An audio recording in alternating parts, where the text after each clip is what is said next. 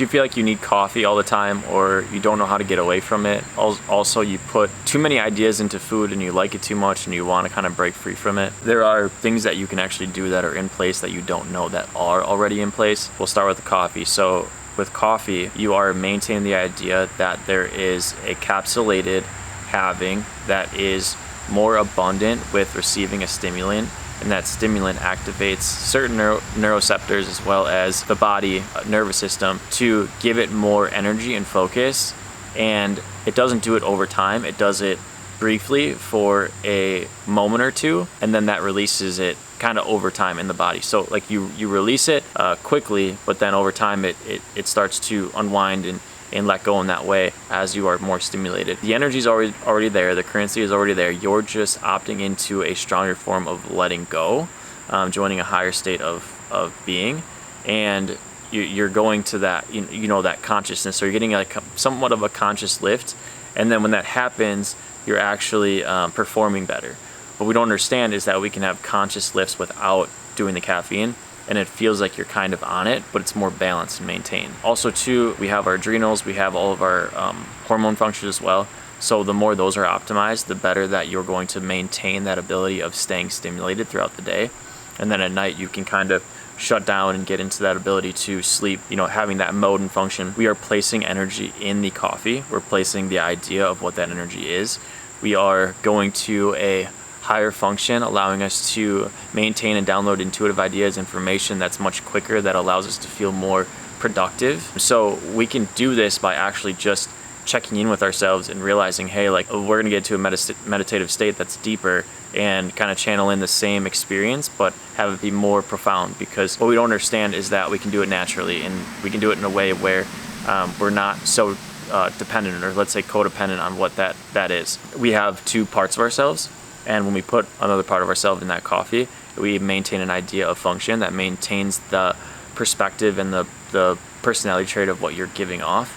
And then you expect it every time, and you expect it over and over again. Although sometimes it doesn't happen exactly like that. Sometimes we'll be more stimulated some days than others, because we're moving through an internal shift that maybe has a little bit more of a conscious lift with us, for us as well, on top of the coffee. So then you feel really good that day and more accelerated. And the thing is we can kind of feel like that more often, as long as we kind of tap into who we are at that deeper level, without drinking the coffee, actually really feeling that excellence and performance. Also too, with food, now tapping into the food a little bit more, you have the abundant nature of fruits or pizza or ice cream, and like I said, we have this idea of expectations, and the expectations of letting go, and the expectations of satisfaction. So you have these satisfaction triggers. When we let go, we feel safe and we know what to expect, right? So when you eat those foods that are good, you actually kind of feel like you're letting go more, because you kind of are. So understand that the more that we can optimize our ability to let go without needing the food, the less that we actually need the food, and the more that we need to get into that space of meditating or feeling that consistency of good frequencies and thought patterns. We need to opt out of that idea of putting things in the food and opt into the idea of, okay, let's put something in that other version of ourselves that can allow ourselves to maintain a higher function for us to go and unwind with or feel satisfied with. So not so much maintaining that idea of food to really satisfy you, although it can be either way, because sometimes obviously our body just needs to eat food. The food, you're putting much more into the food than you need to. Kind of go more into that purifying aspect of life, where you can maintain the idea of being more satisfied without having to complete that circumstance. And we have to understand too that we have to become more vulnerable with life. We have to become more connected with it. We have to understand, the journey and the perspectives, and that's all part of it too. And that's all can be part of the satisfaction that we are going for. There's so much more avenues that your brain can take you down instead of just the food, right? So understand that there are things that can take its place that's way more profound. When we can fully tap into that, then it's like, okay, the food doesn't need to, express as much. We don't need to express as much with it. And some people can feel a little bit depressed with that idea, but at the end of the day, understand that it's only a idea of a pitfall. It's only a pitfall that you're experiencing right now because you haven't seen the other side of it yet. So taking that leap, taking that leap of faith is really the biggest, and maintaining the idea that we don't actually need this stuff to stimulate the brain that in the way that we thought we did, and realizing that there's actually something that's way stronger and has way better currency than that food, or maintaining the perspective of what that food's going to do when you actually eat it. Letting go of that can feel a little bit weird. I went through a 9-day fast. I did a 3-day fast. When I kind of did all these, I broke parts of myself that thought it needed food consistently to stay alive. And it's completely false. Actually, we don't need a lot of food to stay alive. Once the brain can know that more, we can actually tap into a higher function and allow ourselves to maintain a better idea and lifestyle with food and what it actually does for us. And I'm not saying that anybody needs to fast. The body will do that naturally, whether it's sick, whether it's feeling sick, or whether you're going through a little bit of a stomach bug.